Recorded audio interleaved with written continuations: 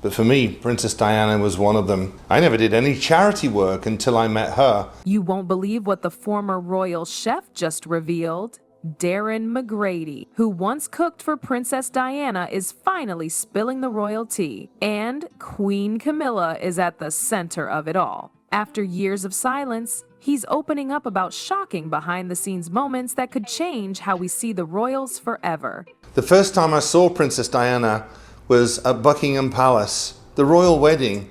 I slept outside the palace with my family just to watch the royal wedding, just to see this fairy tale princess. When Darren McGrady first started working at Buckingham Palace in 1982, he never expected to meet someone like Princess Diana. The royal world was strict, cold, and full of rules. But then came Diana, young, sweet, and nothing like the others. She wasn't afraid to break the rules, even if it meant walking into the palace kitchen barefoot just to say hello. That simple act showed McGrady she was different. She wasn't just a princess. She was real. Most royals stayed far from the staff. They kept their distance, only speaking when necessary. But Diana? She treated everyone like a friend. She smiled, laughed, and actually cared about the people around her. Darren saw how she made the palace feel a little less cold. Her warmth wasn't just for show. She meant every kind word. She listened. She noticed people. That's why Darren never forgot her. The princess came into the kitchens at Balmoral Castle and she was as beautiful close up as she was in that coach driving down the mile the day of the royal wedding. I think hello and goodbye is all I remember saying to her that day, but I became a familiar face in the kitchen after that. Their connection grew stronger after Diana's painful split from Prince Charles in 1992. She left Buckingham Palace and moved to Kensington Palace. That's when she asked McGrady to become her personal chef. He said yes without thinking twice. From that day on, he was by her side nearly every day, and what he saw behind those palace walls wasn't the glamorous princess the world adored, it was a woman who was hurting. Darren watched her struggle with her emotions and her eating disorder. Some days she barely touched her food. Other days she smiled through tears. He changed her meals to help her feel better. More vegetables, less sugar, small portions. He wasn't just cooking, he was caring. He made sure food was something that wouldn't hurt her more. She came down with Prince William when he would go riding on his pony, Shetland pony, Smokey, and he'd have a glass of orange juice. And I remember her coming down to the kitchen, Windsor Castle, not long after Harry had been born. But it wasn't just about meals.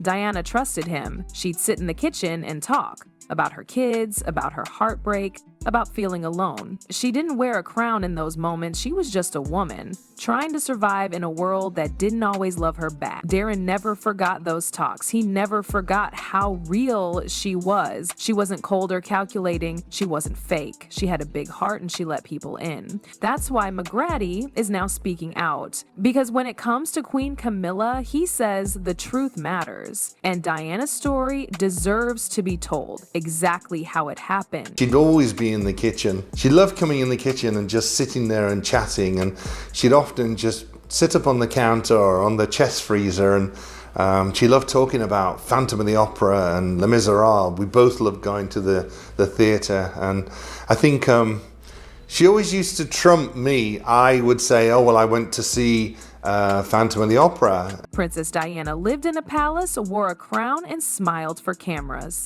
But behind the scenes, her heart was breaking, and everyone close to her could see it. The reason? Camilla. Charles's affair with Camilla wasn't some big mystery. Inside the palace, it was the worst-kept secret. Everyone knew. The staff whispered about it, the tension was thick, and poor Diana had to live through it every single day. Darren McGrady, Diana's personal chef, saw it all unfold. He wasn't just in the kitchen making meals. He was there during her quiet, painful moments. After the Camilla Gate tapes came out in 1992, Diana was crushed. The tapes revealed private, flirty conversations between Charles and Camilla. Now the entire world knew what Diana had already been forced to accept, that her husband loved someone else. McGrady remembers how she changed after that. She walked into the kitchen one day, looked at him, and softly said, "I'll never be queen." That one sentence hit like a ton of bricks. It wasn't just about a title, it was about dreams shattered, a future lost. Diana knew that no matter how much good she did or how much the people loved her, Camilla would always be in the picture. And that changed everything. And conquered it and just looked the best she ever did. And she said to me, "Darren, you take care of all the fats. I'll take care of the carbs at the gym." And she was just looking the best she ever did. She wasn't angry all the time. Most days she was just sad. She would skip meals or quietly sit with McGrady while he cooked. She needed someone who wouldn't judge her, someone who understood. McGrady became that person. He saw the real Diana, not the one in the papers, but the woman who was trying to keep it all together while her world fell apart. Then came the famous 1995 BBC interview. The whole world watched as Diana finally spoke her truth. She said the marriage had 3 people in it. She talked about her pain, her eating disorder, and feeling alone. It was raw, honest, and powerful. And for McGrady, it was a moment of relief. Finally, the truth he'd seen behind palace walls was out for everyone to hear. She cared as much about the people behind those palace gates as she did those in front. And whenever it was the staff's birthday or at Christmas, and families too,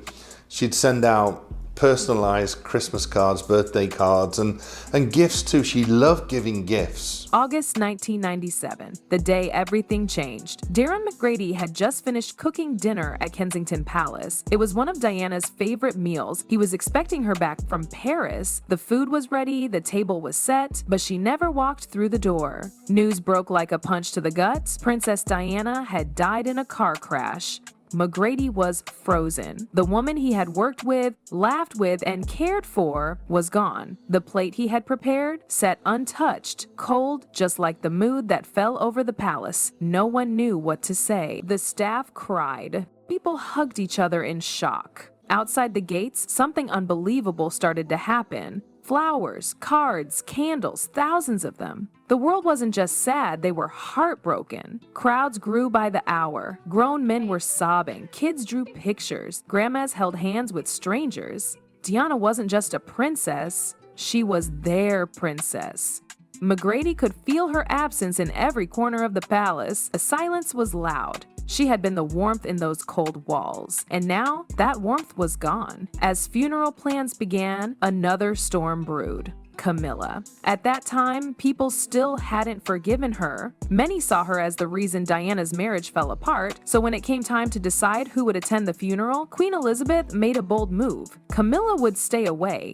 She wasn't welcome at the ceremony. Not by the public, not by the family. The Queen knew how the people felt. Diana had just died and emotions were raw. If Camilla showed up, the crowd might have turned angry. The Queen couldn't risk it. Prince William and Prince Philip behind. It was Harry and William's special request to walk behind their mother's casket as it pushed on towards the Abbey. What courage. So Camilla stayed out of sight, far away from the cameras, far away from the grief. While the world said goodbye to Diana, Camilla remained in the shadows. The funeral was one of the saddest days in modern history. Prince William and Prince Harry walked behind their mother's casket. Elton John's voice filled the air, and the world wept. For McGrady, it was a pain he still carries. He had watched Diana go through so much. He had seen her laugh, cry, fight, and fall. Her story ended too soon, and even in her final moments, the drama of Camilla still hung in the background. After Diana died, the palace didn't just feel empty, it felt different. Something was off. Darren McGrady, who had worked so closely with her, noticed it right away. Slowly, the little pieces of Diana began to disappear. Her photos were the first to go. Then the decorations she had picked. The warm touches she brought to Kensington Palace started vanishing one by one. McGrady didn't need anyone to explain what was happening. He could see it.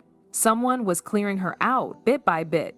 And that someone, in his eyes, was Camilla. It wasn't just about new decor, it felt personal. To McGrady, it looked like Camilla didn't want reminders of Diana around. She didn't want to live in her shadow, so instead of honoring Diana's memory, she tried to erase it. That didn't sit right with the people who loved Diana, especially the staff who had known her, supported her, and seen her pain up close. They remembered how she brought heart into those cold royal walls, and now it was like someone was trying to pretend she had never existed.